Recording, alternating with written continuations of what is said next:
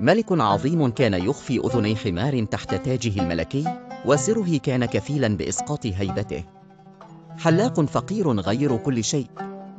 حلق الملك كانوا يعرفون السر، لكن لم يخرجوا من القصر بعد معرفته. اختفوا جميعا دون أثر. أحضر حلاق شاب فقير ليقص شعر الملك. عندما نزع التاج لرؤية أذني الملك، تجمد مندهشا، لكنه اختار ألا يظهر أي رد فعل.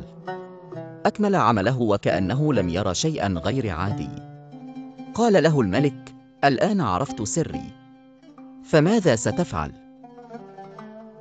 رد الحلاق بذكاء: سرك أمانة في رقبتي، لكن قلبي لم يعد يحتمل الكتمان. بعد مغادرة القصر، لم يخبر الحلاق أي أحد بسر الملك.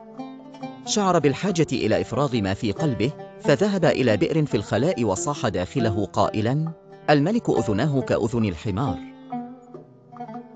ظن الحلاق أن السر سيبقى مدفونا هناك، لكن سرعان ما بدأ القصب الذي نبت حول البئر يهمس للناس بصوت الريح: الملك أذناه كأذني الحمار. وانتشر السر بسرعة في أنحاء المملكة حتى وصل إلى أذن الملك. غضب الملك واستدعى الحلاق وسأله لماذا خان الأمانة. فرد الحلاق بدهشة قائلا: لم أخبر أحدا يا مولاي، فقد قلتها لبئر. المواجهة كانت صعبة، لكن الملك قرر أن يقوم بخطوة لم يتخذها من قبل.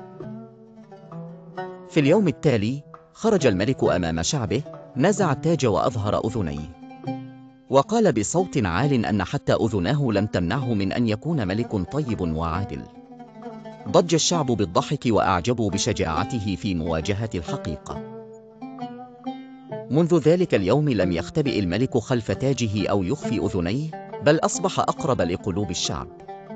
هذه القصة تعلمنا أن القبول بالحقيقة أحيانا أقوى من إخفائها، وأن الملك الذي يواجه عيوبه بجرأة يمكن أن يكسب حب واحترام كل من حوله.